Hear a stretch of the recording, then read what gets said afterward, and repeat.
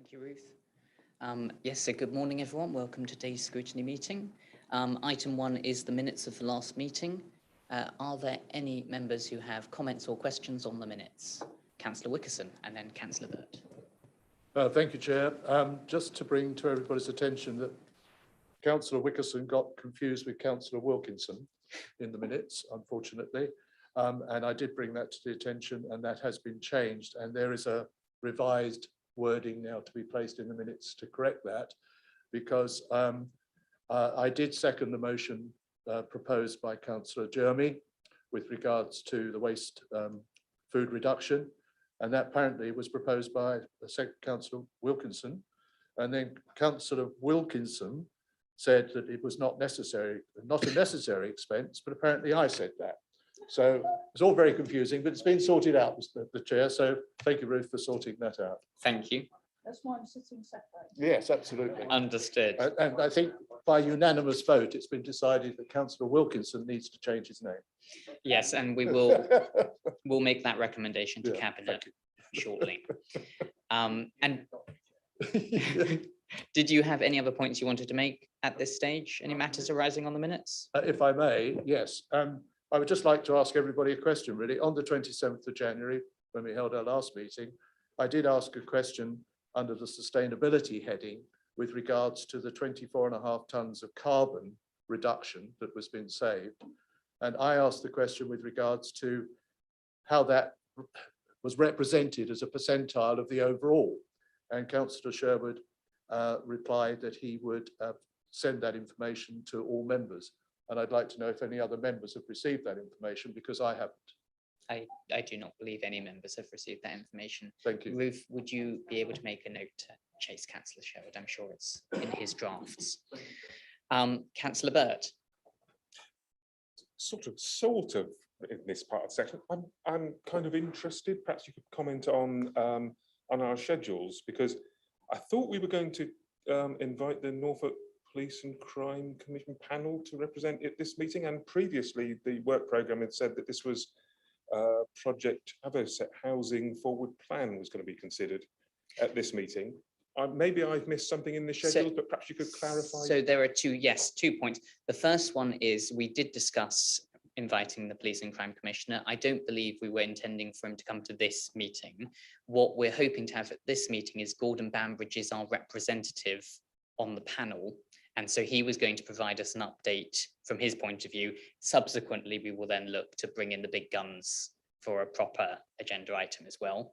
In relation to the housing item, I asked because that was more within the new committee general purposes, auspices. They have acquired that agenda item and we have surrendered it to them. So I hope that clarifies. Okay, thank you for the clarification. And I'm just going to go, right. Excellent. Councillor Wilkinson. Yeah, if you'll oblige me, Chairman.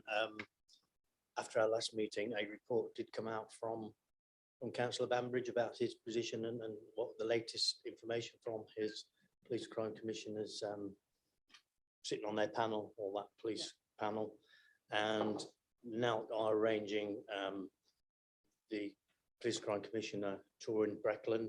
And I believe the dates went out to members. I believe we had it passed on. I saw an email, or I can find that. If you want to speak to the Police Crime Commissioner, I believe he's going to be in Thetford. And to augment that, we will be inviting him here as well. Councillor Burt. Yeah, I haven't received that yet. I'm sure. I hopefully I will in due course.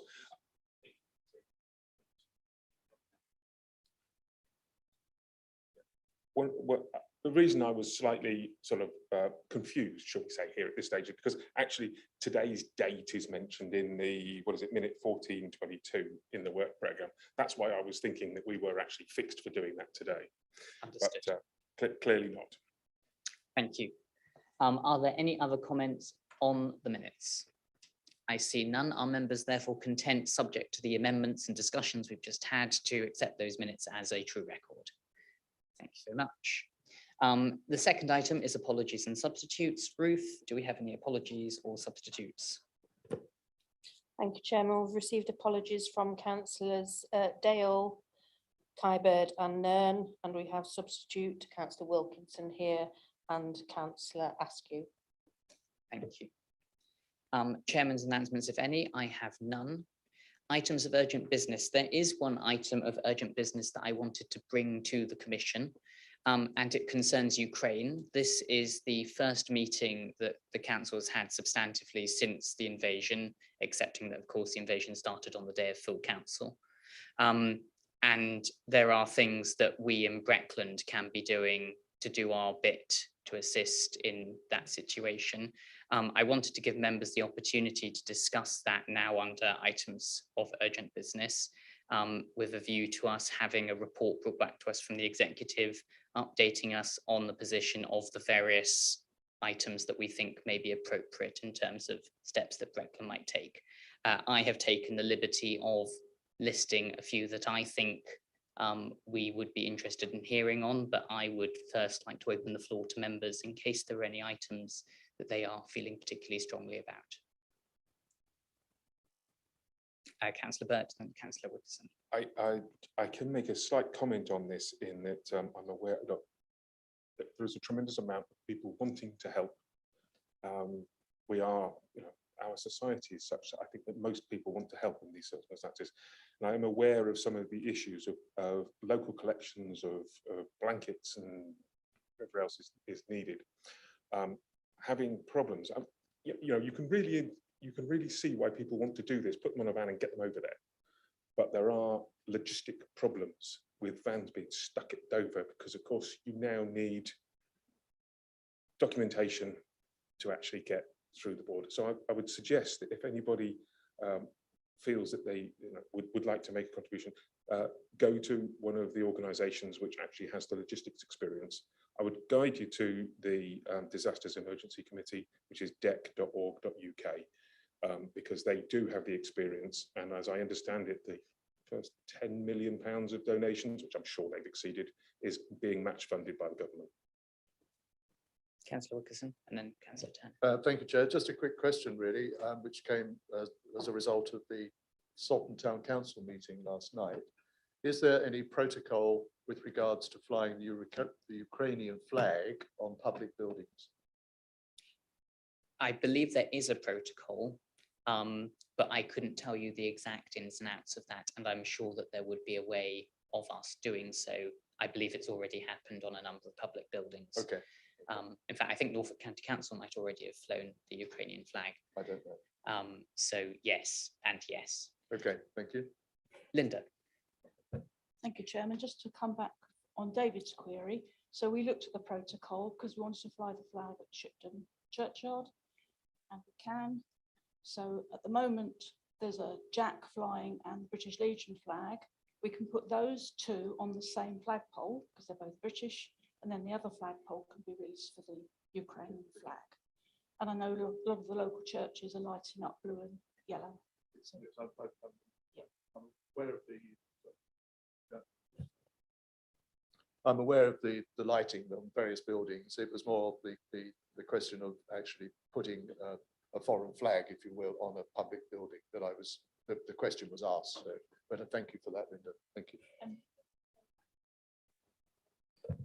follow up Tim's point, certainly a lot of us as ward members have been working with recognised organisations, ferrying stuff to and fro, but only stuff that they've asked for. So if they've asked for a particular thing, one of the groups wanted these really cheap pound reading glasses. So we got a load of those. And so we've only supplied what we've been asked to, and we've made sure it's all gone down the right route. And can I just recollect everyone's mind from the last full council, and I think Sam said that Breckland had given a sum of money towards county council for whatever is needed. So from a Breckland perspective, we've done, I don't know how much it was. But thank you. Thank you. Terry? Thank you, Chairman. Just a couple of points. Firstly, I think we as a council should be very proud at the response from Breckland residents I spent Saturday sorting through donations at a local transport yard in Thetford, and I think Tim's point is absolutely valid. People have been inundated with stuff, and probably more than they need, frankly. We were very lucky. We had a local haulage company who were taking 2 lorries over, because they have an arrangement with the Polish embassy, and sort of quite a specific list. So that's really encouraging. But we sort of saturated the supply there, so it's now very much about money, I think. As I was driving over this morning, I was thinking about, what sort of fundraising can we do locally? And I think that is an aspect that Breckland can help with, particularly in terms of communication and actually, pushing the message out there about local fundraising activities to raise money to support the DEC appeal or, whichever specific fund. So that's something the council can assist local groups with. I think that would be really important. Thank you. Fabian? Yes, thank you. I mean, everyone else, I think, I'll just reiterate, I've never seen such an outpouring of help, and even local villages, just so much donations. I just wonder if we could do something, because I've seen, and I think several other members here have said the same thing, that they've heard of people saying they're willing to put up or actually accommodate some Ukrainian refugees. And I wonder if actually Breckland could collate that, so we actually have that information. So if someone comes and this area, we could say we've got 10 homes, we've got a spare house, we've got soil room, even, I suppose, I don't say it too bad, but a caravan is surplus or something. But we've got that information to collate and actually put round to places for people. Yeah. Okay. And then there were a few other points I came up with. So this is more relating to Russian investments and sanctions, but obviously this council pays into a pension scheme. I would want to hear what communication the council's had with the pension scheme about what Russian assets it holds and what steps are being taken in divesting those assets. Equally, if the council directly holds any investments in Russian assets or Russian affiliated assets, whether it's taking steps to divest itself of those. I noticed Suffolk County Council found itself had a contract with Gazprom or an affiliate of Gazprom and has taken steps to terminate that. Similarly, if Breckland, I can't think off the top of my head what contracts we'd have with a Russian affiliate, but again, the council will be in a position to know whether it does or not, and we'd want to know that it checked that, and in the event it has, what steps it's taking or what available steps are there to terminate that contract. I want to know what steps we can and will take to identify any residents of Ukrainian nationality in our district, so that we're in a position to help them should they need any assistance. Fabian's already talked about accommodation for refugees. I think we'd be a good body to coordinate assistance on that. And if there is a county-wide or district-wide assistance scheme, either something we could participate in or create, a bit like what Terry's just been talking about, again, a sort of coordination role, what steps we're taking as a council around that. So those were my bits. So I think that covers quite a few. So Fabian. Just one afterthought. Some of us are twin hats have probably all seen that information. We do have a mixed population. We do have Russians, Belarusians, and Ukrainians who are just living in Breckland in Norfolk. And I think I'd just like to really make it clear our argument, we are not against the Russian people. We are against Putin and his cronies or anything else. And I don't want to suddenly have an instigate of a hate campaign against those Russian nationals or Belarusians that are living in this country and start causing a division between them, because they probably share the same sentiments about their regime as we do. And I just feel we should make that abundantly clear. No, we won't tolerate it in Breckland. Absolutely. And I did actually attend a protest at Trafalgar Square, and there were a lot of Russians and Belarusians there also similarly supporting the protest. So yes, no, your comments are well made. Ruth, I don't know how much of that you managed to make notes of, but would you be able, we can perhaps catch up after the meeting and just make sure that those comments are relayed to the executive. I know Sarah's already obviously taken copious notes as well to relay, and then we can get a report back, hopefully in an email to all members, and then perhaps a fuller report to the next scrutiny meeting about what steps have been taken in those sections. If councillors are happy, I will move on to the next item. Yeah, seeing no objections. So item 5, declarations of interest. Do any members have any declarations of interest they want to bring to the committee's attention? Seeing none, thank you. Item 6 is non-members wishing to address the meeting. I'm not aware of any non-members who wish to address the meeting under this item. Thank you. Item 7 is local procurement processes. Anton, I think you are giving us the presentation, but please, in your hands, crack on and then tell us when we're allowed to start asking questions. Thank you very much. Good morning. Just some introductions. First of all, so I'm Anton Bull. I'm procurement manager here at Brecon Council. To my right is Martin Gibbs, who's one of our procurement and contracts officers. And I think you all know Councillor Sarah Suggett anyway. He's the portfolio holder that procurement comes under. So this morning, I'm just going to do a short presentation to explain how we procure locally and to give a bit of background. So if I can now get the technology to work, I'm going to try and share my screen.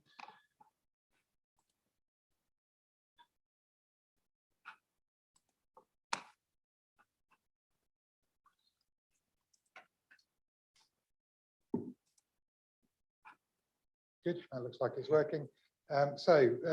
Just in terms of some of the things we'll pick up on is just some of the legal requirements and some of the constraints we set under, but otherwise we'll be talking about what we do to support our local suppliers here. Really, I want to start with a bit of a rhetorical question. I think at the end we might have a bit of debate about this, but if I just sort of to a degree pose it for now, and then perhaps in the discussion, the questions afterwards, we can talk about this. But really, the question is what is local? Is it the Breckland Council area? Are we talking about Norfolk? Are we talking about a radius from Dereham, for example? There are various different definitions around of what is local, and you know, some councils will take it as meaning within their administrative boundary. That's what they will define as a local supplier. So if you've got somebody who's 10 yards over the border in Kings Lynn or South Norfolk or West Norfolk, I think we border as well, don't we? They wouldn't be considered a local supplier just because, and they could actually be closer to Dereham than some of the other suppliers in the district. So it's a bit of a debate to be had. And also, as you know, we're part of a joint procurement consortium. So we host here at Breckland a procurement team that looks after South Holland, South Norfolk, Broadland, Breckland and Great Yarmouth procurement. So if we think about it from a consortium perspective, what is local? Well, local will be different, maybe different to Breckland, to what it means to South Norfolk, to what it means to Broadland. So really just posing the question there, but so we can have some debate about that when we go through in a bit. This is almost a rhetorical question, really. Why local? I think you know all of this, so forgive me for to a degree labouring the obvious, but buying local is good for the local economy. Every pound that we spend here, gets circulated around the local economy and generates more spending. It creates employment opportunities for people. And the third thing on there is actually our contract procedure rules reflect this. And if you have a look at our contract procedure rules, the different levels, so I'll just give you an example. If we're buying something that's below £5,000 in the contract value, we ask for one quote, but we say this should be a local provider wherever possible. And that's reflected in all of the levels about trying to bring local providers into that. There is that caveat in there of wherever possible. There may not be a local provider for the type of purchase that we've got, but our starting position is we'll try to find one, and if we can't, then we will look further and beyond. So just a little bit about the legal requirements, and we could have an all-day session on these, so I will try and keep it fairly quick and simple. I've used a lovely image there. I do like a good Clint Eastwood film, but there's, to a degree, the legislation is the good, the bad, and there isn't really an ugly, but there's some good things that support us with local procurement. There's some bad things that kind of put some barriers in our way. The Public Services Social Value Act of 2012 is one of those things that supports us. It's a good thing. It helps us. It sets a legal requirement on us when we're buying services that are above the thresholds in the public contracts regulations, currently just over £200,000, including VAT now, because there's been a minor change at the beginning of this year to include VAT in the values that we have to work with. But if a contract is worth over that value, we have to consider how we can derive social value through the letting of that contract. And social value is a wide thing. That could be employment opportunities, it could be training and development of the staff, it could be use of local supply chains. There's a variety of things that fit under the sort of social value umbrella, but we have a legal requirement to consider it and to make it part of our procurement process. But like I said, the limitation is that legal requirement is just for services, so it doesn't apply to goods or to works procurement. Doesn't mean we don't consider it, but that's the legal basis. The public contracts regulations, they're part good, part bad, in that they used to come out of the old sort of EU directives, but since the changes that we've had, then public contracts regulations kind of stand on their own in UK legislation. And they require us to let contracts on an open, fair and transparent basis, and prevent us from discriminating on the basis of locality. So we can't have a direct thing to say, we can't put a contract out and say you must be a local supplier to Breckland to be able to bid for this contract, because that would be discriminatory. The concessions contracts regulations, I've just mentioned them there, that they're sort of to a degree a partner to the public contracts regulations. Public contracts is where essentially we're paying somebody to do something for us. A concession is where we give somebody the opportunity to have a sort of a business and to make money out of something, so they take the commercial risk. I can't use the example for our leisure centres, but I can use a sort of similar example for the South Norfolk leisure centres. So they have cafes in the leisure centres. South Norfolk run their own leisure centres, but they don't run the cafe themselves. They let it out as a concession to a local business. So the local business comes in and runs the cafe, but they take the commercial risk about whether they're going to make money out of it. So that's a concession contract. And the requirement in the concessions contract is very, very similar to the public contracts regulations: open, fair, transparent, can't discriminate on a sort of local basis. And the thresholds I've just talked about there: goods and services, it's just over £200,000, and works and concessions, it's £5.3 million. So they're the limits at which those regulations kick in. Below those limits, we still have to comply with the general principles of those regulations, but they're not quite as prescribed. So there's a bit more sort of wiggle room for us in the smaller contracts. There is one that I haven't listed on there, which is I'd put in the kind of bad category, or possibly even the ugly category if we wanted to have one, which is Section 17 of the Local Government Act 1988, which says that we're not allowed to take into consideration non-commercial interests in our contracting activities. And there's a whole list of things which would be considered non-commercial considerations, but one of those is the location of the business activities. So it prevents us from considering the location of the business activity. It would be considered a non-commercial interest.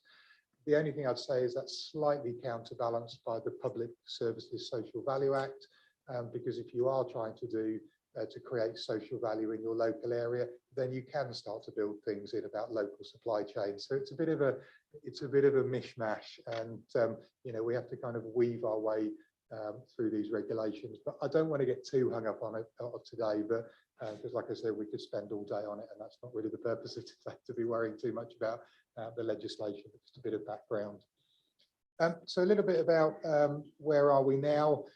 What I would say is to a degree we're kind of at base level.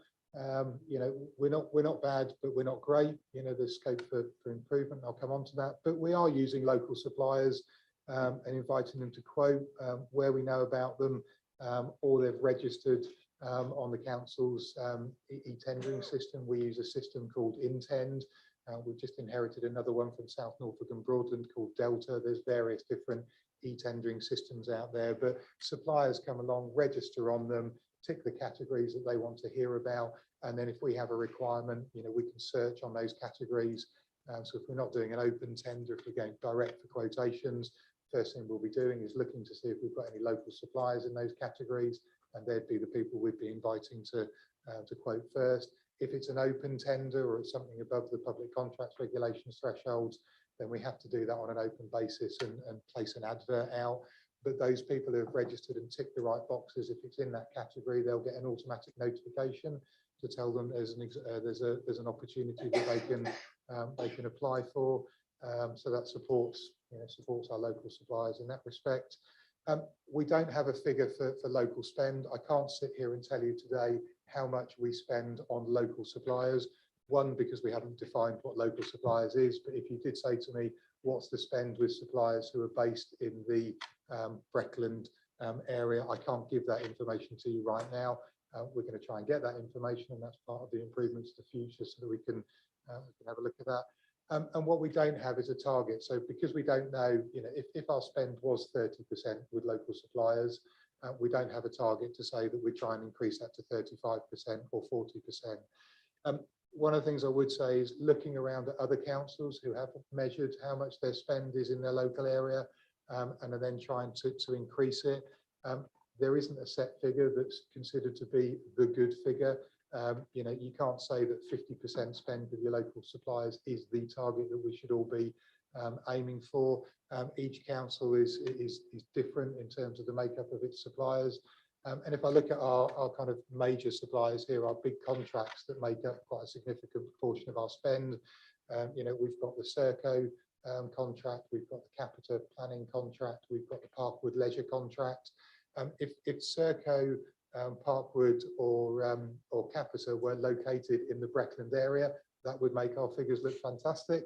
None of those our local head offices are located in our area, so that already kind of takes a significant proportion of the spend out from what we can do.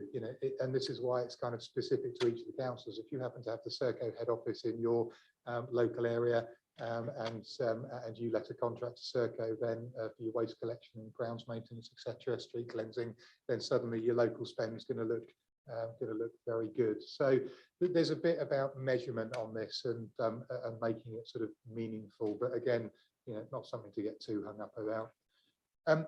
Where do we want to be? We'd like to be using our local suppliers and inviting them to quote where we know about them or they've registered. Well, we're already doing that, so that's part of the sort of base that we've already got. We want to keep that. The two things I've just talked about, I'd like to know how much we spend with our local suppliers, so that we've got a figure, so we know where we're at now, and then we can look at how we can start to take measures to try and improve that and set a target to increase the local spend. Just before I go on to that, I'm going to let Martin just give some examples of where we do spend with local suppliers, and some different examples and different scales. I'll just give my voice a rest and hand over to Martin. No problem. So I was about to tap a mic, I don't have one. We're sharing.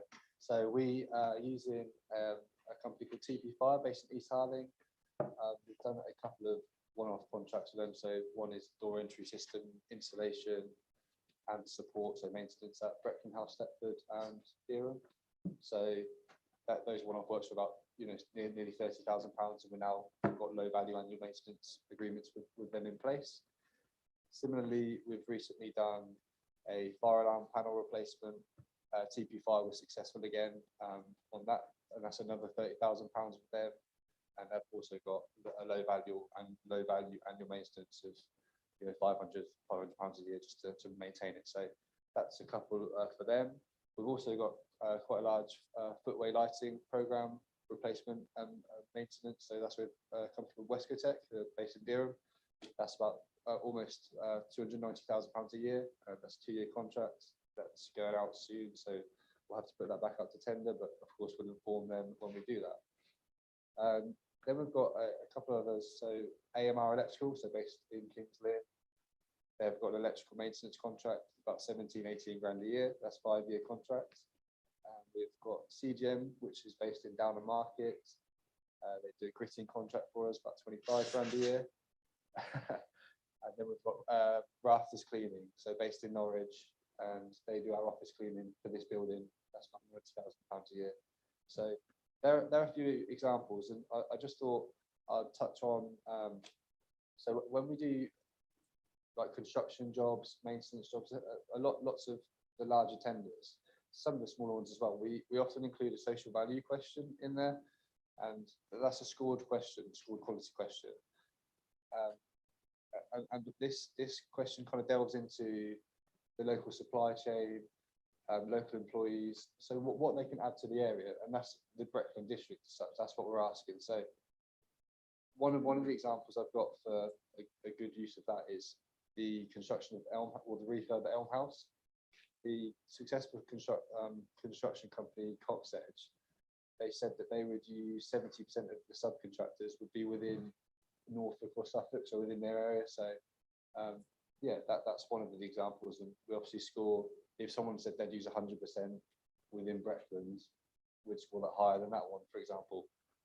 Another good one we've got is we're just in the process of ordering 8 contractors onto our new disabled facilities grant aids and adaptations framework, and out of those there's one from Dereham, one from another one within district close to Banham, and then there's 2 from Norwich, and then 1 from Wisbech and 1 from Kings Lynn. So that's quite a good local base, but I think that will come to the question, what is local, when we get to that. Thank you very much, Martin. So I think that, there's some of our successes, and, to a degree, there are local suppliers' successes more than ours, because they've been able to bid for contracts and demonstrate that they've got the capability to be able to come and deliver those works, those services for us, and really pleasing to see those coming up. Not part of the presentation, but we were having a bit of a discussion beforehand about the sort of evaluation criteria that we use for suppliers, and Martin's mentioned about social value. So it's not all about price. We have this price quality mix, and it's in those sort of quality questions that we can get to ask some of those questions about social value that people are able to bring, and that we can benefit from through our contract. So it's not, I know it's probably old hat, but it's not all about price. Price is one of the considerations in any contract, but a lot of it is about quality and about how people are going to do things. So I think this is the last slide. You'll be pleased to hear. So how will we get to where we want to get to be? Well, we need to do some spend analysis. So on our accounts payable system, we have addresses for the people that we're spending with. So if we determine what local means to us, then we can start to have a look at our spend through our accounts payable system, and we separate it out as kind of, to a degree, people who fit within the postcode area that we decide is local, and those that don't, and then look at what the spend is on the invoices, so that can get us to a base position. One of the options that might make life slightly easier for local suppliers could be about changing the single quotation limit to make it slightly simpler. So at the moment, up to £5,000, officers can go and get a single quotation without going to other suppliers for their contracts.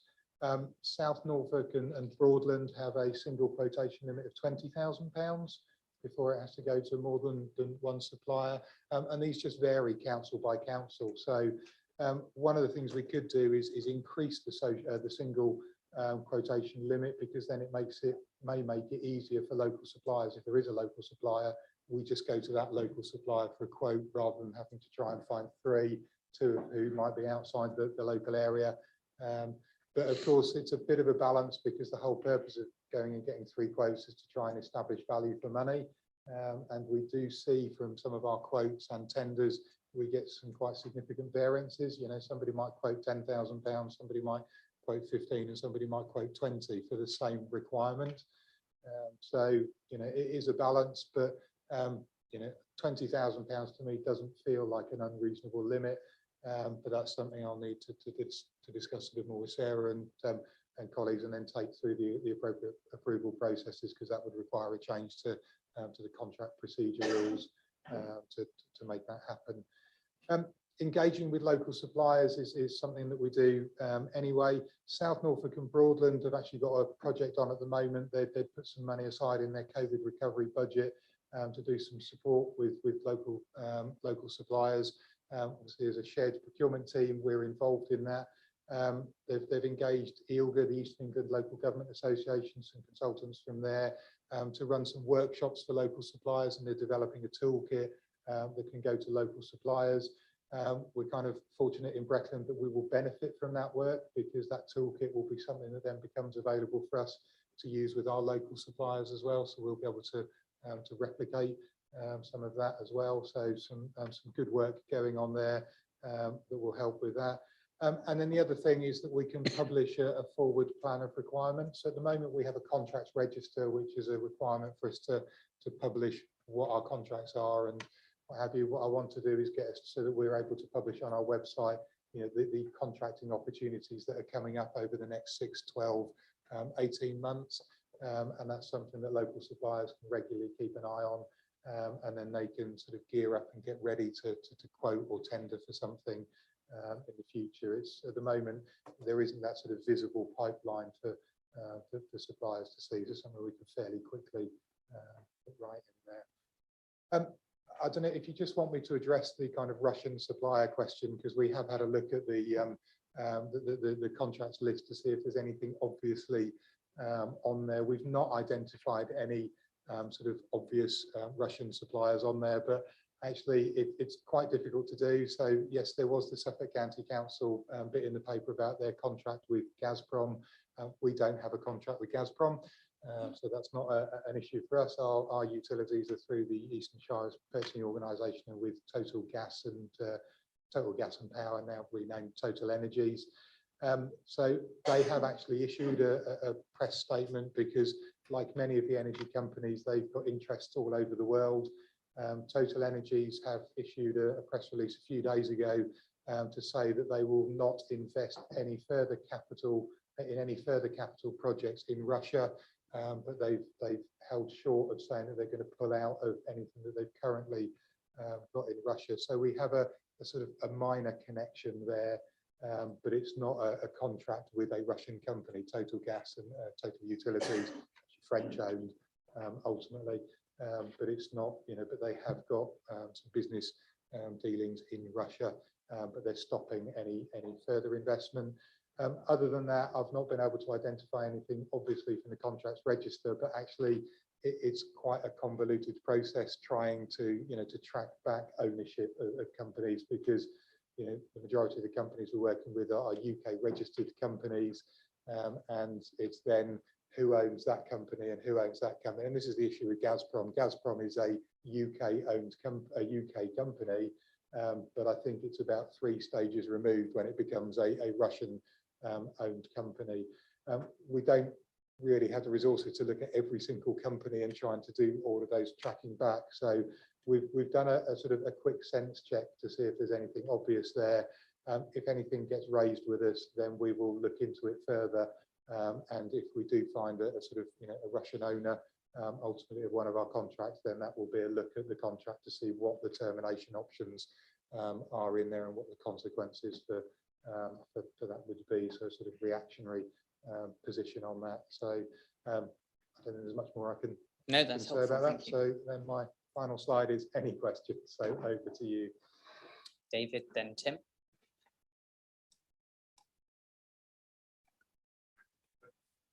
Oh yeah, you. Sorry. Okay, Chair, thank you. Very good presentation. Thank you. I appreciate that. Can you just address for me and for anybody else of interest, up to £5,000, you just get the one quote. What is the structure above that in terms of price limits, and how many quotes do you have to get, just so we understand that particular process? Sorry. Yeah, of course. So below £5,000 is one quote. 5,000 to £24,999 is at least 3 quotes. 25,000 to £74,999 is at least 5 quotations. £75,000 up to the public contracts regulations threshold, so the 213,000 for for goods and services, £5 million just over for works. We do that via an open tender.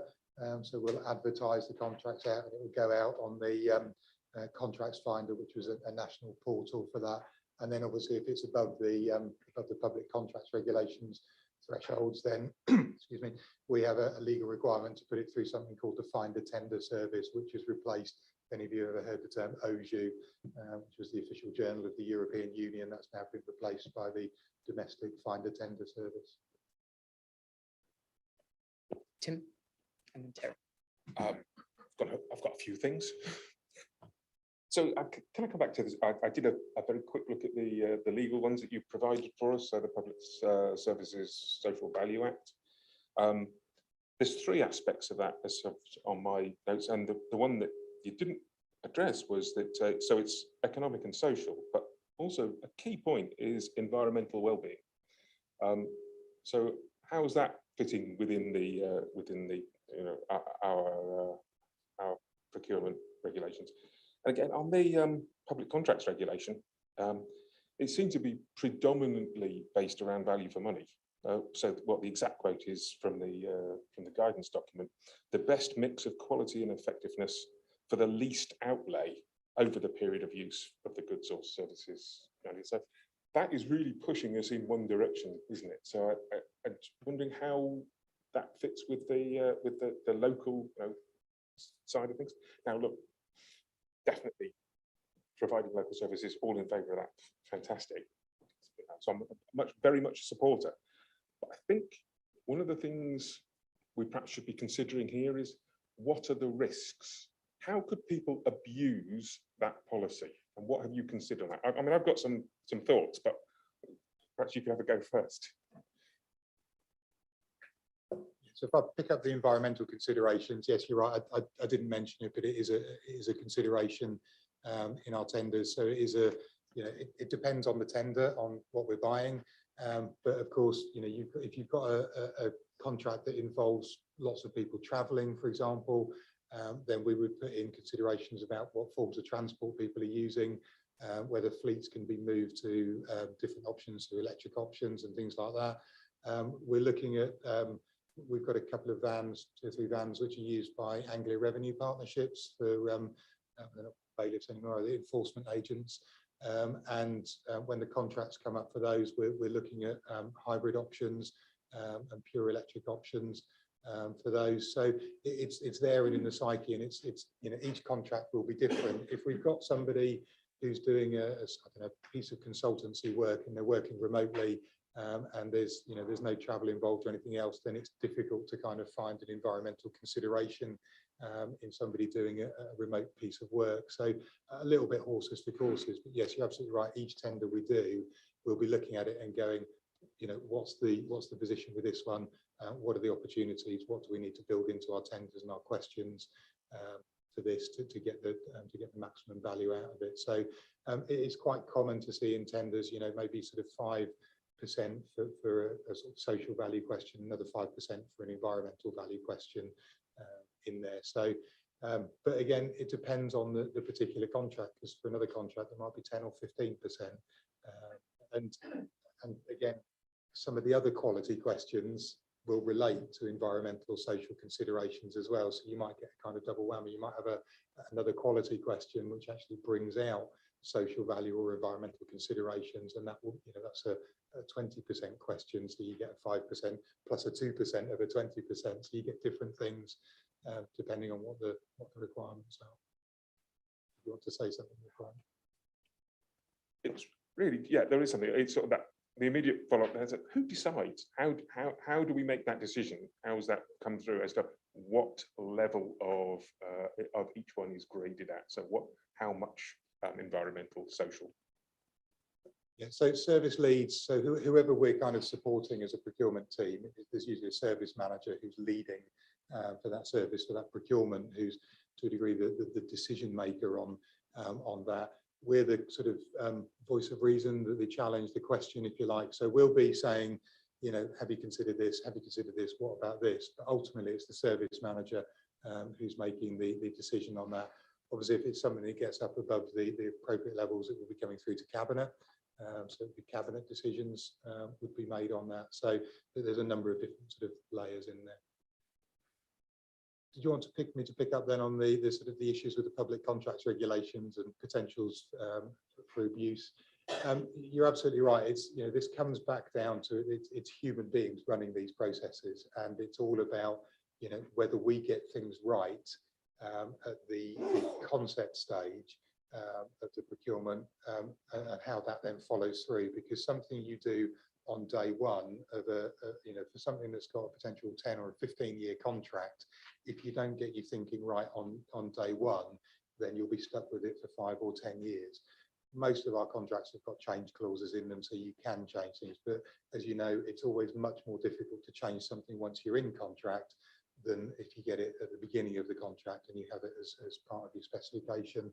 So the key risks around human beings, getting it right. And this is where, you know, we become the kind of the challenge, the sort of, to a degree, corporate knowledge for best procurement practice, and what are the different things that we can consider, and how we can look at different things. But the other thing is suppliers. You know, a lot of suppliers have got corporate social responsibility statements, policies, environmental policies, social value policies. So actually, we kind of get to benefit when we're tendering from hearing from them, because there will be things that we don't know or haven't thought of that suppliers come and put forward to us and come up with some great ideas. And I'll use previously I was at Norwich, and many years ago there was some works going on to the Castle Mound, and we sought some tenders, and we got 2 tenders back that were about £100,000, and another one that came back at £50,000. And of course, we all did the thing and went, "What's wrong? You know, why have we got a £50,000 tender when the other 2 are 100,000? What's different?" So we contacted the supplier and said, "We need to run through your pricing and understand the basis of your costing." And quite simply, what they've done is all of the other 2 suppliers had basically gone for digging out, putting in a lorry, taking to somewhere else, tipping, doing whatever stabilisation work needed being, and then reloading the lorry, bringing it back, tipping it back in, and putting the mound back together. The £50,000 supplier had said, "On another bit of the mound, we can build a temporary retaining wall, and we will dig out and mound up there, and then do our stabilisation work, and then we'll put it back in. Hence, we don't need to be running wagons in and out of the city with earth on them, and you know, we don't have all of the cost for that, and there's a significant environmental benefit to that as well." You know, that came from supplier innovation, not from us specifying that. So, you know, for us, it's about, you know, there's a certain amount we get to learn, and once we've seen something once, we can replicate it the next time we're asking the question. But suppliers are really good at coming forward with new things, with innovation, and with different ways of doing things. So we try to make sure our tenders are structured in such a way that we allow, you know, we get what we need, but we allow suppliers the opportunity to put alternative methodologies forward, rather than being really prescriptive about how we want something done.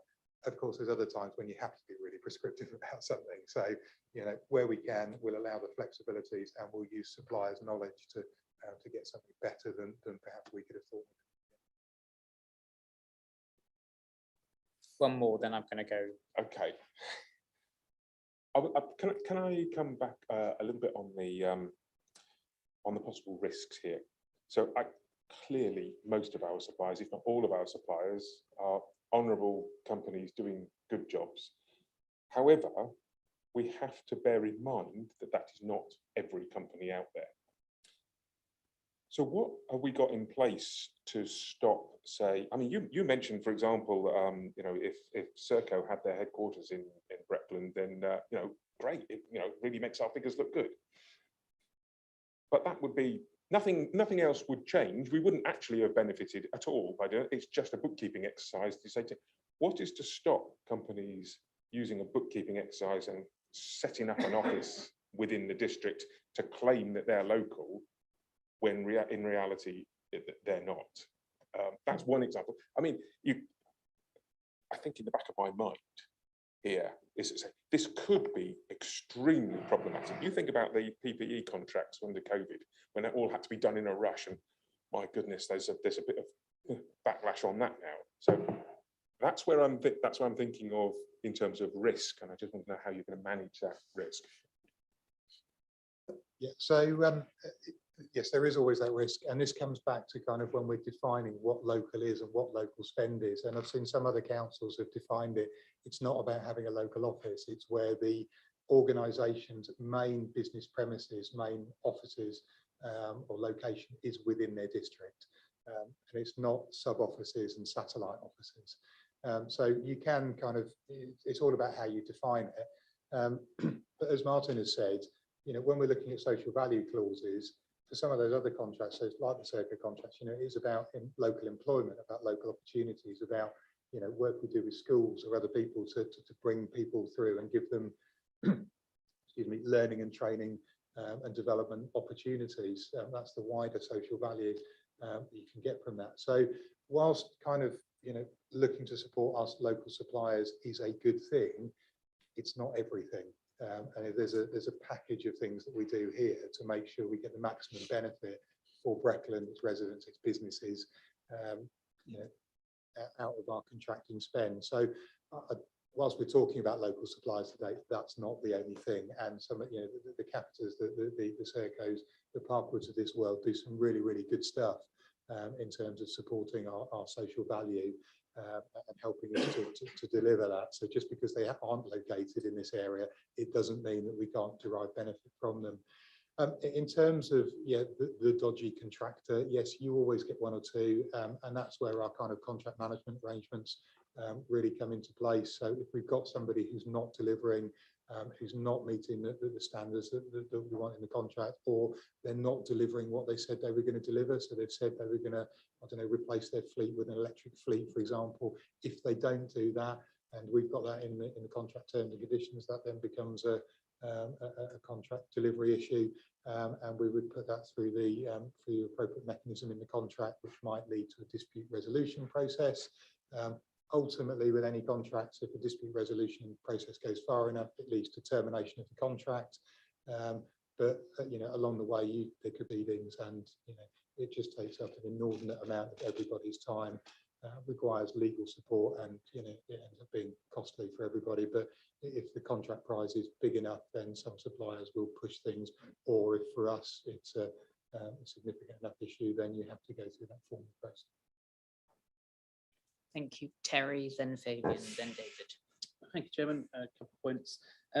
Firstly, many years ago, I used to work for a regeneration charity based in Thetford, and they got money from the government, European Objective 2, SRB funding, that sort of thing. And I've always been quite passionate about procurement, because every single time I wanted to order some stationery, I used to go out to the lady in finance and they'd order it from Espo. And outside my office window was Thetford Typewriter Services. And she used to scowl at me every time I asked for some petty cash to go and buy a ruler or something. And it was basically, it was forbidden. You know, you had to order through Espo. And here we are as a regeneration charity, not supporting local traders. And by the time I finished working there 7 years later, Thetford Typewriters had closed down. You know, we bought everything, you know, even millions of pounds coming into us to regenerate Thetford. And yet we couldn't support the typewriter shop opposite our front door. And so I've always been quite frustrated about local procurement and councils in particular. Very similarly, Thetford Town Council, we used to buy all of the wine and alcohol for our civic functions from Tesco, but you know, there was literally a wine shop next door to the council building. Used to drive me up the wall. So I'm really pleased that you're here, because actually I think we always underestimate the buying power of our council and, you know, our organisations. And I'm also pleased to hear that you acknowledge that actually we could do better, because one of the sections of the website, Breckland website, which I particularly like, is the transparency section, which literally lists, you know, everything that we buy on the Breckland credit card and everything we buy over £500. And when I look through and I see Amazon and Tesco and Argos and Facebook and all of these big national organisations, and I'm thinking, surely it's not because we don't have somewhere in Breckland that does computer hardware, and we don't have somewhere that does stationery, or we don't have someone that does advertising. We have to pump, you know, thousands of pounds into Facebook for Facebook advertising because, you know, we're not supporting, you know, local organisations. So I am always frustrated, but I hear that you want to improve the situation. So I'm pleased to hear that, but I do think we can do better, frankly, as an organisation. You mentioned earlier about a need or a sort of process by which we try to find a local supplier. And I wondered if you could elaborate on that, because I would imagine that's probably a desktop process.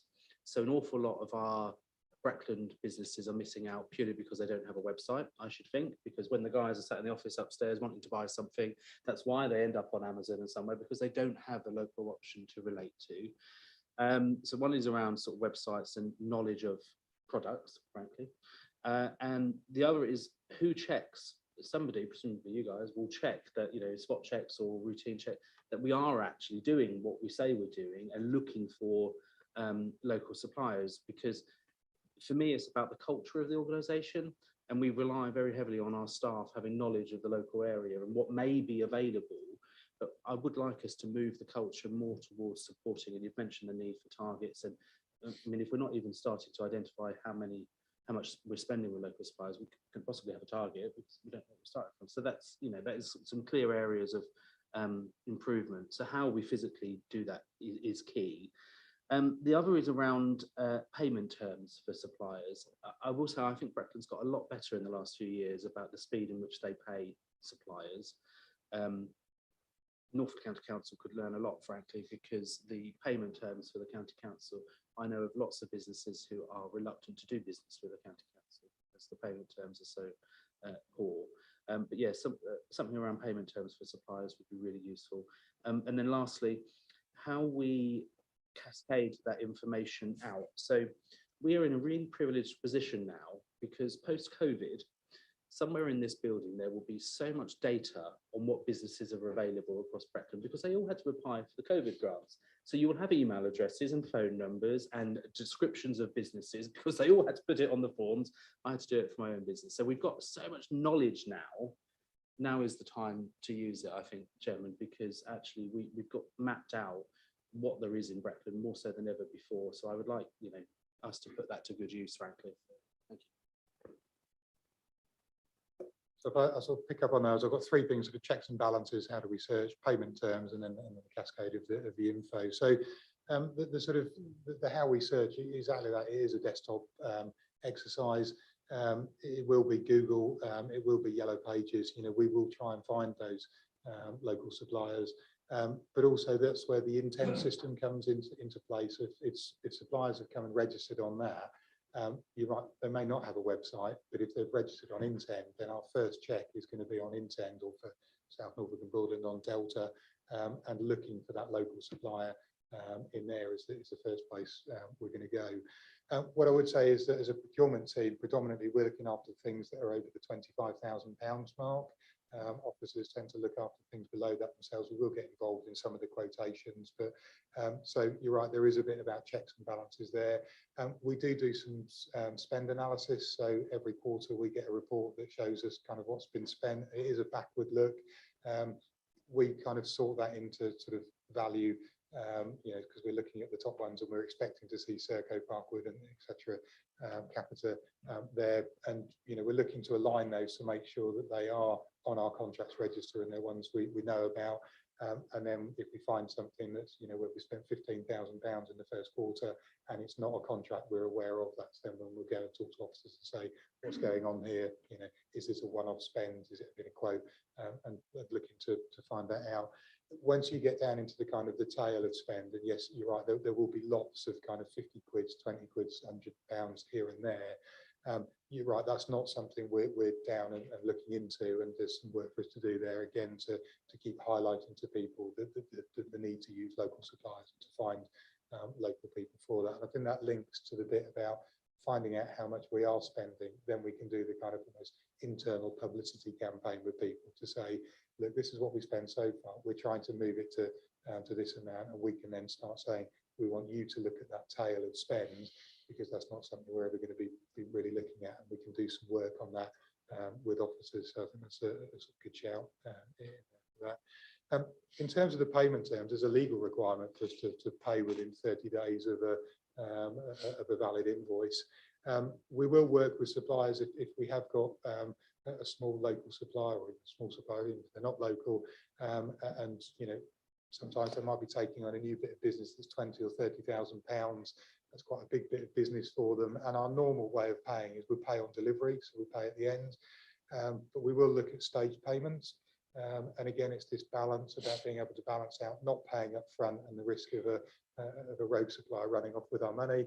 But actually, they are few and far between. And I like to think from the positive perspective rather than the negative perspective, but keep the negative perspective in mind. So what we'll do is we'll talk to people about a payment schedule. So if there's milestones in there, so instead of having one £30,000 payment at the end of it, we might have 6 £5,000 payments along the way. Helps with that business's cash flow. Sometimes if people are engaging subcontractors, there'll be particular points at which they pay their subcontractors. We'll impose the same 30-day payment terms for their subcontractors. Again, I can't remember if that's a legal requirement or a guidance requirement, but it's a requirement on us somewhere to make sure we kind of back off our contracts, so that if subcontractors are being used, they're used on the same payment terms that our main contractor is used on. So, and yes, we are quite good here at making sure our suppliers get paid on time. And there is I can never remember the name of it. It used to be called a mystery shopper, but it's the procurement review service now. So there's a procurement review service, and you can go to them. It's done by sort of Crown Commercial Services by the government, central government. But any supplier who has got a problem, or is unhappy with the tender process or isn't being paid on time, can go to the procurement review service and can essentially kind of lodge a complaint with them, and the procurement review service will then come out and investigate. And they publish quarterly anything that they've had in, and I would say probably a third of the things that are in there are about late payments. And as soon as the procurement, you always see the resolution is the procurement review service have contacted the council or the government department or wherever it is, and then payment is made, and it does get sorted. We've not been contacted by the procurement review service, and I hope we never do in the nicest possible way. But there are some mechanisms out there for suppliers if organisations are, if government organisations are not paying them, for them to go to. So if you've got people who are unhappy with Norfolk or anybody else in terms of their payment terms, then we can point them in that direction. Can I just reiterate as well that the finance team here are very, very good. We've had a couple of situations, not potentially with local contractors all the time, but some smaller companies where they have requested, can we get paid within 14 days or something different, and that's always been met. So yeah, that can happen. The finance team are really flexible with that. Thank you. And I think the last one was the cascade of info, the grants information. Is a really good point, and we'll go away and have a look at that. Thank you. Fabian. Thank you. I have got several, but I'm happy to go round again. But just following on a bit, I'm going to slightly disagree with Terry because it's just habit's sake, really. But I know Terry's just not Facebook, but I think we can actually use that to find customers. There's so many local sites, and if we actually put out on those sites, we do enough things. You don't have to pay to do it. We can get on those sites and let's say we're looking for someone in this area to do it. It's the same as I always think that local members should be involved. We sit here, and I think sometimes you've mentioned social subcontractors, and do we give any preference and encourage non-VAT registered companies? Because generally they're the first people that start up on a smaller point, in particular those smaller bits. So I just think we want to be all inclusive. I know you've got to go through the process of taking people and deciding, but I think we need to be, so many people see a government or a central government contract and they're so off put and thinking, oh, this is not going to be worth the faff. I do some work for central government on the contracts, and it is a faff. And that just comes to the other point, because I know about for myself from central government. Do you do an exemption? So in some cases, and how you phrase that, so in certain services of businesses, you don't need the tender purpose or anything else, because in parts that I refuse to be part of the contract purpose. Nothing, but I just feel you have the best person or the best business for the job, and that's what you've got to look at, and that's what you've got to concentrate on, particularly when you want something done. So I'm not part of that, but they come to me each time for those points. So I just feel we should be inclusive, and we can say that sometimes local is best, and particularly on smaller jobs in giving up. So I'll shut up. I'll come round again if I need to. If you don't mind, please. But So I think that's really helpful. In terms of the way we advertise our contracts, you will see some come out via LinkedIn. I see those. I'm not sure if they do go out via Facebook as well. I've not used Facebook for a while, so they may pop up on Facebook and on our Twitter feeds as well. So if you do ever see any of those come up and you want to suggest to us a supplier, that would be really helpful. But I think that there is a knowledge base here that we could tap into, so we can have a look at how we, when we're looking at some of our lower value requirements, coming out to you and saying, does anybody know a local supplier who can deliver X? And that's helpful. I think the bit you said about local, I think, yeah, that is helpful, because I think, yeah, if we did center it on Dereham or anywhere, we are then excluding, and that was to a degree the purpose of the question, because I think depending on how you define local, it could be helpful or not helpful. So I think, yeah, not excluding people just because they're just over the border and things like that. If we go back to that kind of economic purpose for developing and using local suppliers, is about providing local employment and local spend. If you've got a business that's 1 mile over the border, but actually they employ 20 people and 10 of them come from Breckland to go there, that's 10 people from Breckland who are going to come back and spend their wages and salaries in the Breckland area as well. So I think too tight a definition does cause a problem. So I like the idea of having a wider definition. No, we don't favour non-VAT registered companies, but just by the very nature of some of the smaller value requirements, we will be going to smaller companies, and they may be non-VAT registered, but it's not a distinction we make at the moment. And then in terms of the exemptions, yes, we do have exemptions in our contract procedure rules, and we do make use of those on occasions where there's a sort of justifiable cause to do so. I think that links quite neatly with the idea of potentially upping the single quotation limit, because actually that just make life easier, because you're right, if we're asking 3 people to quote and there's documentation they've all got to fill in, by the very nature it means that 2 people are wasting their time because they're not going to be successful and 1 person is. Whereas if we're going to a single supplier and we're saying, we want a quote from you, they know they've got a better chance, they're going to be successful. It's a bit of a balance. Again, it comes back to the kind of rogue trader, because if they know they're the only one, are they just going to load it slightly? But that's then about us understanding what it is we're procuring in the first place and knowing what the right value for something is. And if we know that the right value for something is around about £10,000 and we go for a quote and we get something for £18,000, we'd be going back and having the discussion and go, what's the basis for this? We need to break it down. So I think, yeah, there's some better opportunities there to just go sort of single source, talk to an individual or a small business, and utilise them rather than making people jump through the quotations process. And yeah, like I said, using people's time unnecessarily. Thank you. Go on, David.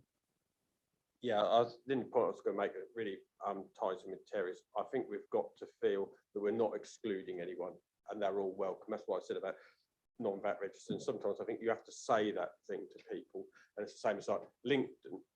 I may be wrong, but I always assume that is for more of your professional end, and if you want a solicitor or you're going that end. But if you're wanting, I'm not going to get wrong and really my name's going to be mud in the local press, but I wouldn't expect to go and find a plumber, shall we say, on LinkedIn. But, you know, and I think sometimes that local knowledge, we need someone and find it there. And like I said, just to tap in, and it's probably going to save us time for local, just to put that bit on Facebook or Twitter. And as our comms team can do it quickly on those groups, and in particular if there's a local area, we're looking for it. You've got those names and addresses to contact and go through it. It's not searching ourselves, is it? It's just, I just want to make sure that anyone feels that they're within a chance and they have a fair crack of the whip. And presumably we can't reclaim our VAT.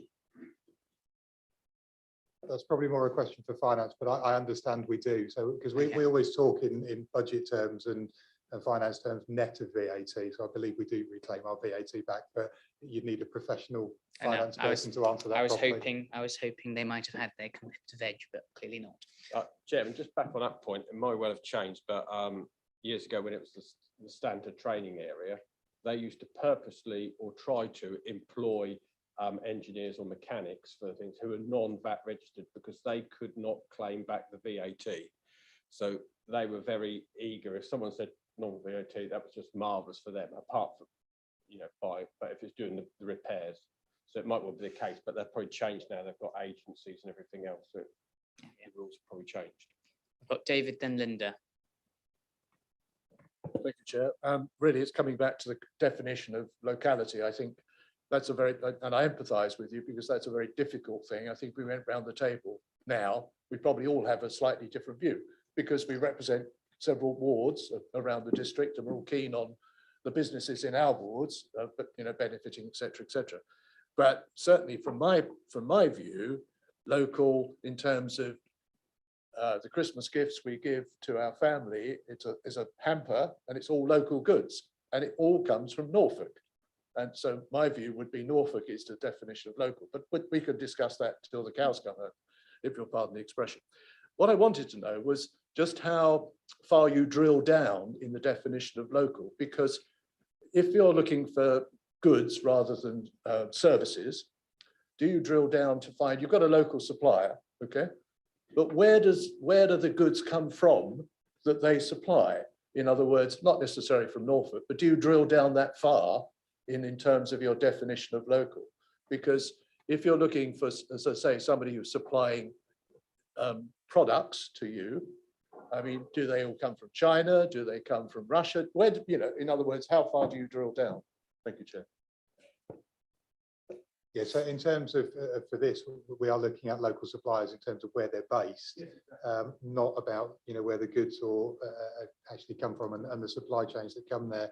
It does link those to if we were making a sort of major goods purchase, then there would be questions in there about the supply chain, and particularly when we come into sort of environmental considerations.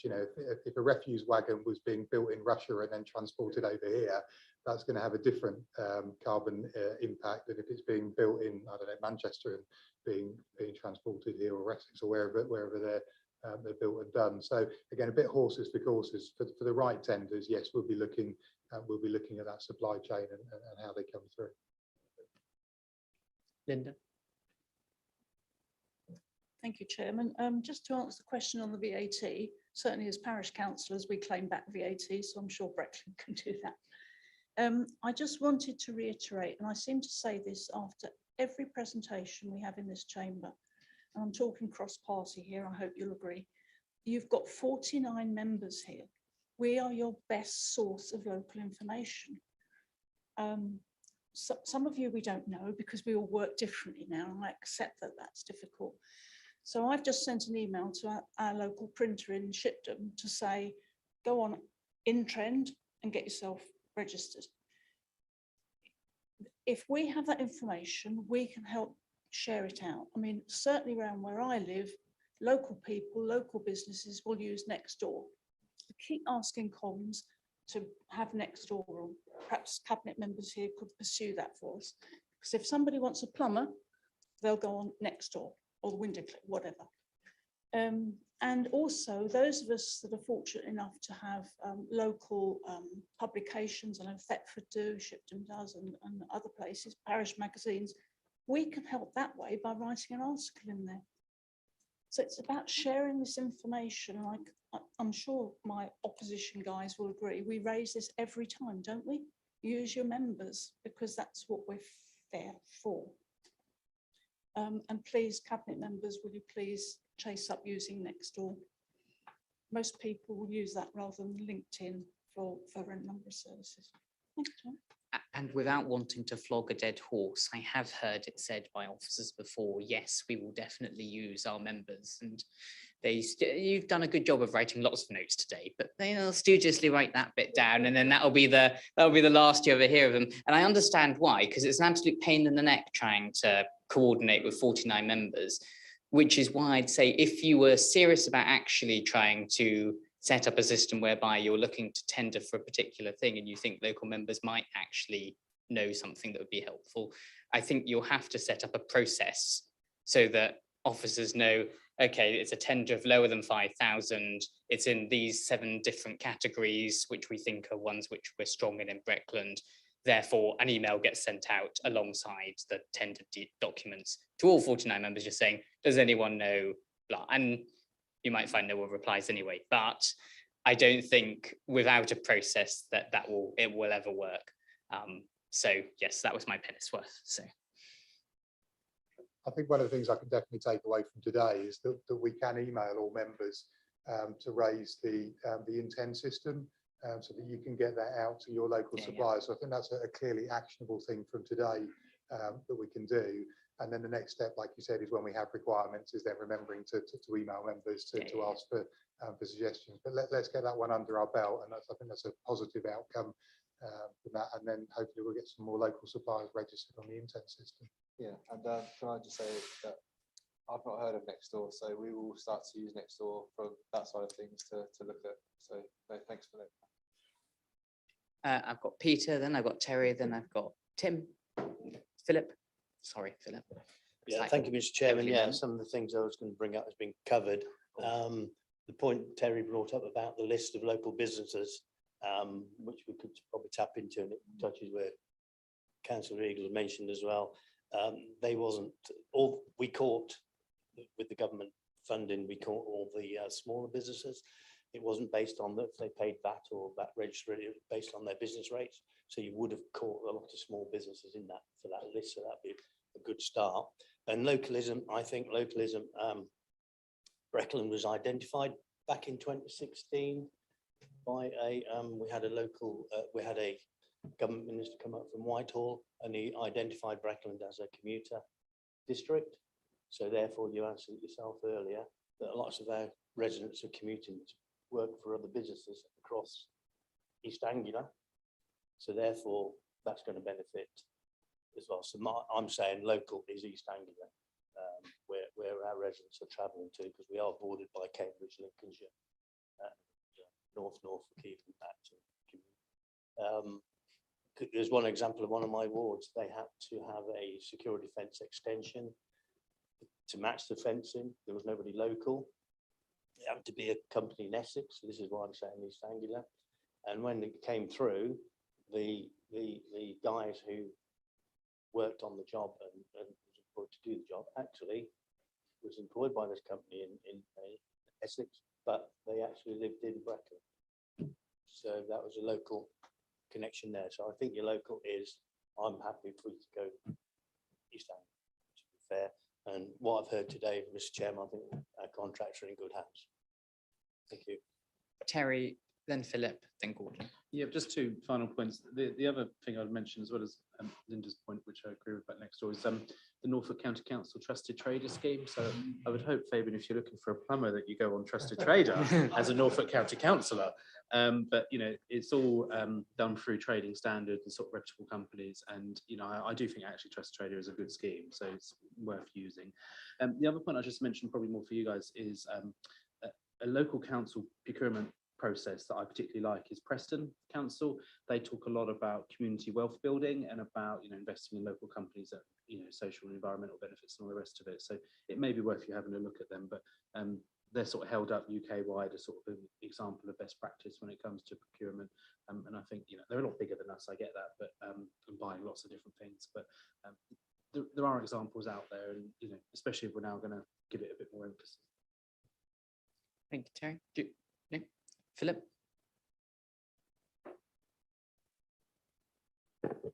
Thank you.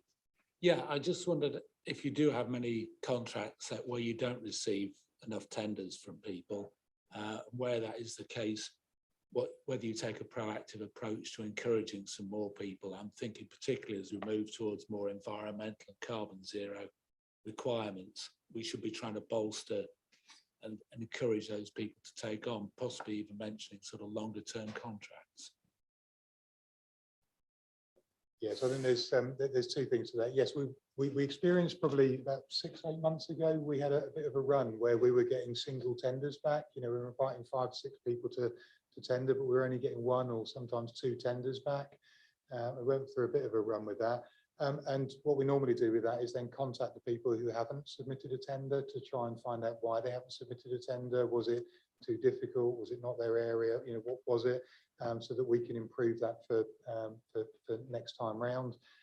We have had other examples where we haven't had any tenders, and then, you know, and Martin's had some experience of this, of then actually then going and negotiating with local suppliers to say, you know, we haven't had anything back, we'd now like to talk to you on a less formal, you know, the tender process is quite formal. Let's have a discussion about this and try and work out what we can do. So we do, you know, use that opportunity when we can. And then the other thing I would say is the sort of feedback loop we have. So we have a legal requirement when we feed back to people to tell them, you know, whether they were successful or not. So the successful tenderer gets a nice letter saying you've been successful, congratulations, we look forward to working with you. The unsuccessful tenderers or people quoting get a letter back that says you've not been successful on this occasion, this is how the winning supplier scored, this is how you scored, and these were the relative merits and characteristics and advantages of the successful supplier. So, you know, it might be their price was half your price. It might be, you know, in quality terms, they provided a very clear project structure for how they were going to deliver it. You just provided an outline structure, so you didn't score very well. And so we'll give them a sort of an overview of that. And then we'll offer, if the supplier wants more detailed feedback, to give them more detailed feedback. And what we see with that is that the suppliers who are unsuccessful this time round, if we give them good feedback, next time they bid, we get a better bid from them, and they understand where they've sort of fallen down, and they improve their bids. And particularly, you know, most of the small, medium-sized suppliers we're working with or tendering, they don't have bid teams writing these things. You know, the big suppliers, they have, you know, whole bid teams that they engage for this. So they're trying to write a good tender, but sometimes, you know, if it's their first time or something, they don't know how to. And that's where we don't want to lose people at that stage, because they've done their first tender and they've not been successful, thought we'll never bother again.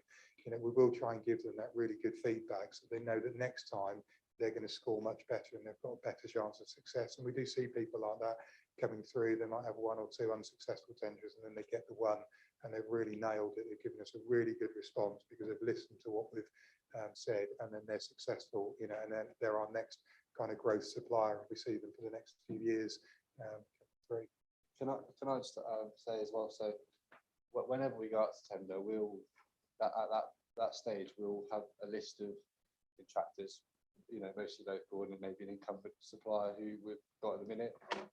So things like next door, lots of these things are going to help that. So it's just going to bolster that at the start point. We'll just have more people who we'll be able to make aware of, and we try and make them aware kind of not on the day we advertise, but prior to that. So, you know, they can set the resource up, because we appreciate some of these smaller companies.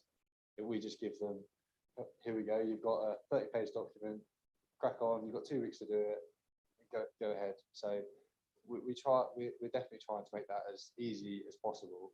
Adding to that, we're trying to simplify the tender process where we can.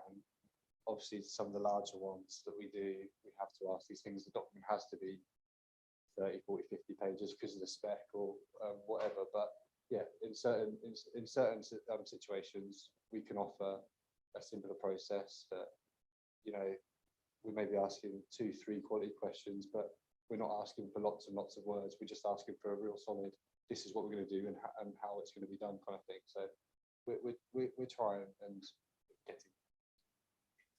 The suppliers who answer the question are the ones who win. You know, we've all had experience of reading quotation or tender responses where there's 3 pages of waffle and it doesn't answer the question. Yeah. And you've got somebody who puts 1 paragraph and they absolutely nail it. They get full marks for it.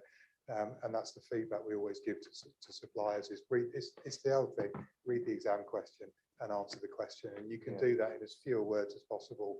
It makes our life easier evaluating, and you will score well if you answer the question. Thank you. And Gordon. Yes, thank you, Chairman, for allowing me to ask the question, and also apologies for arriving late. I was just quite impressed with that presentation, so thank you very much for the bit of it I was here for.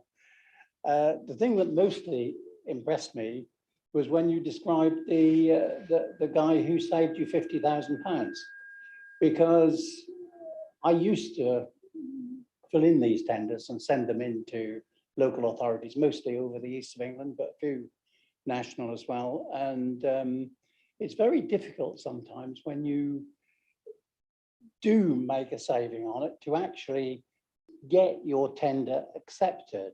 And so I thank you for that. And I thank you for what you've said just in answer to the last couple of questions about how you deal with your suppliers. Because as a former supplier, and I'm not now, I've got no axe to grind on this, I will say that. But thank you very much, and I'm very impressed, and more so than I was before I came into the room. So thank you. Thank you very much. Well, I think we've had a pretty thorough going over that. So thank you. That's been one of the most quick. Tim, really? Okay, very quickly. Well, it is a request, actually. You started off by saying, what is local, and you knew that was going to be a debatable point. You really did. And I think you have. And sort of unusually, I'm agreeing with Councillor Eagle here. It does happen from time to time. And one thing that struck me was that when you said about the office cleaning, and it was a Norwich company that did this, I thought, this is going to be complicated, because why can't we have a Dereham company that does the office here, being as if we're in Dereham? So I think it's magnitude, it depends on availability and scale. But I'm guessing you're going to have to come up with some form of definition here. Can we see that once you've got it? Can we see what you actually come up with? So what's been going through my mind as we sit here is, and I need to have a look at the accounts payable data for this, is that we may be able to have a look and see what do we spend within Breckland, and then what do we spend within Norfolk, because we should be able to do it on postcodes. It will be a bit rough and ready, because of course sometimes you might have an administrative office in Norfolk, but the main base is somewhere else. So I may be setting myself up for failure here, but if we can have a look at that data, and we can look at kind of what is inside Breckland and then what's inside Norfolk, and then maybe potentially East Anglia, I don't know, is we may not need to get too hung up on the definition of local, because if we can see what we're spending in each of the areas, then we can look at trying to increase that, because if we increase it in Breckland or in Norfolk or in East Anglia, it's all going to have an impact and a positive effect. So I don't, I'm not sitting here getting too hung up about the local definition, because I think we can look at it another way and start to look at our spend in different local areas.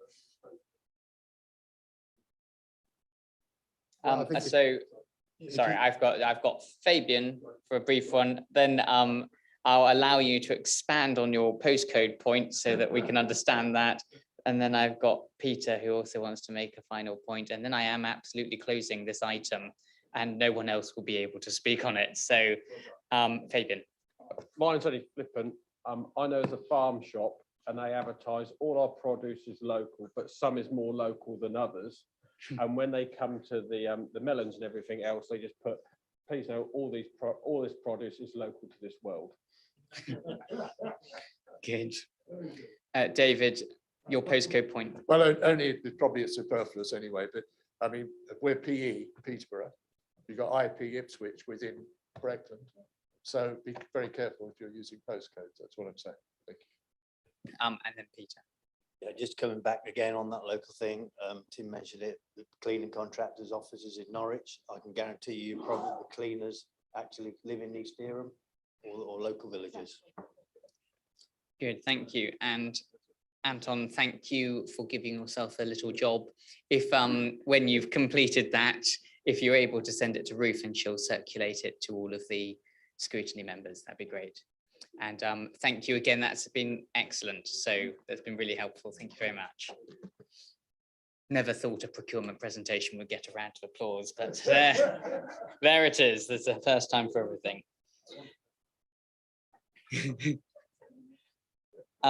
So item 8 is Task and Finish Groups, a verbal update. I appreciate you have a meeting straight after this, so I will only ask for the briefest of updates from the chairman of the Task and Finish Group. Thank you, Chairman. We have had one meeting so far, and the minutes are on mod.gov for people to read. That meeting did an overview really of what we're going to look at. Today we're meeting and we're looking at grounds and maintenance, street cleansing, things like that. We are programming in the next few meetings, and that will include one at the Watton Depot. So I was working with Ruth and Rihanna and Sarah that we actually have a half day down there, because I think we'll need that, and that will incorporate that meeting. Everyone's been in attendance, and I think the first meeting went really well. Thank you very much. Any questions for the chairman of the Task and Finish Group? Seeing none, in which case we move to item 9, which is outside body feedback. Before we go to Gordon, who is going to give us a small spiel on the Police and Crime Commissioner panel, are there any other members who want to mention outside body feedback? Because otherwise we'll, Peter, go ahead. It's just a basic, and I know QEH is outside our district, but Brecon people do work there as well, although we haven't got that contract. It's local. But yeah, it's local. But they did come out of special measures, and that is through a lot of hard work, and obviously the impact of 2 years of COVID as well. And the chief exec, right down to the porters, worked really hard to get them out of special measures. Thank you very much. Which is going to benefit our residents and patients, who are patients. Thank you. And Gordon. Sorry, thank you. Well, I'll try and be very brief. I do represent you on the Police and Crime panel, which is why I'm here, because that came up a couple of meetings ago. I will tell you, for full disclosure, I also sit on the Norfolk Rivers IDB, I sit on the Norfolk Strategic Flood Partnership, and I sit on the Waste Partnership. And so if you want updating on them, I can try and do it, although the Waste Partnership, for a number of reasons, has sort of slowed down a little bit recently. Police and Crime panel, which is really why I'm here, the purpose of that is to observe the Police and Crime Commissioner. We do not have a direct influence on the police force or the operations of officers and so on. It is the Police and Crime Commissioner, because the questions I get sometimes from councillors are directly related to operational police matters, and those you take up through a different thing. I can't understand why I've got all this feedback coming through. Try taking it closer to you or further away, maybe one of the two. What do I do? Closer, further? Thank you. I will sit in the car park if you like. The manner of the meetings, which again you might be, and it's still happening, isn't it? The manner of the meetings. Whoops. Okay, I'll move my phones. Some of them are public and some of them are private. You can obviously tune into the public ones. The agendas are always there, so you can look at them. The agendas are always published, and you can ask me questions to ask when I go along to the meeting, if you wish, of course, and I will do that. Because I don't tend to grandstand, I'm sorry, I tend to ask more questions in the private meetings than in the public ones, but that's just me. The main issue, of course, of the last meeting, which was just before your meeting where this was raised, was about the imposition of the police element of the local council tax, which we all know now is £9.99 increase for the coming year. What you may not know is what that's going to be used for. It is going to be for the employment of an additional 22 officers in Norfolk, which will increase their establishment. They will be mostly, I have to say, involved in cybercrime, although of course all police officers spend their time on the streets doing frontline duty. So it will be mostly cybercrime, which is well in the background, and violence, and especially violence to women, which we have all heard through our other sources, has become even more prevalent during the COVID periods of lockdown and so on. So that's what it's going to be used for. And that's probably as much as I need to say at the moment, except I'm happy to answer any specific questions which anyone may have, or at least try and answer them on what happens with the Police and Crime panel. Thank you, Robbie. Are there any questions to Councillor Bambridge? Terry? Yep, thank you, Gordon. The bit that I think always gets overlooked with the Police and Crime Commissioner is the commissioner bit and the way that they commission services, or he commission services. And they've got a budget of £1 million to commission services to reduce crime in Norfolk. And if you look on their website, it lists everything for the last 6 years, all stuff across Norfolk that they've done. I haven't heard anything recently about what their priorities are for commissioning. And I just wondered if that gets discussed at the panel, because obviously that's a key way that the police commissioner can help reduce crime in Norfolk, as well as obviously recruiting police officers. But the commissioning of those sort of preventative services really is what I'm getting at, is really key. And I couldn't name anything that happens in Breckland that the police commissioner has commissioned. So where are we at with that? Is that being reviewed? Is that on hold? Do we not have commission money anymore? Yeah, something like that would be really useful. Well, there are two things. I have already offered through committee services to ensure that the Police and Crime Commissioner and his CEO is invited to one of these meetings, or indeed one of our council meetings. And I think that's something that we should do. This Police and Crime Commissioner, when he came in, did indicate that he would not alter the priorities in his first year. We are now going into his second year, and I think we will start to see some changes. I mean, we've got the interactions with the public priorities that are going on. Is it stop, get out and walk, which is happening in the rural areas. I think there are more interactions with police officers in the towns as well. So this is something that's going on. Cybercrime has to be much more of a priority, and violence, especially violence against women and children, has to be a priority, and that's something for this time. But I think probably the best thing is if you drop me a line saying where you think priorities should be in your area, and that obviously applies to everyone, then I can happily take them forward and get the guy along here. He's new in post, he's been there, what, about a year? And so that's something I think it's about time probably he came to Breckland. The Police and Crime Commissioner does like to meet people. I mean, this man is very sociable. He likes to meet the public, and he would like to meet us. And that, I think, includes inviting him to other events that are not necessarily Breckland. Thank you very much. Okay, well, without further ado, we'll move on to item 10, which is scrutiny call-ins. There are none. Item 11, councillor call for action. There are none. Item 12, the work programme. Members can see the work programme. Do they have any comments on that? Obviously, we're going to see if we can get the Police and Crime Commissioner to come and do his bit. Are there any other items that members feel are omitted that they would like included, or any items that are included that they would like omitted, or anything in between? No? Okay, fine.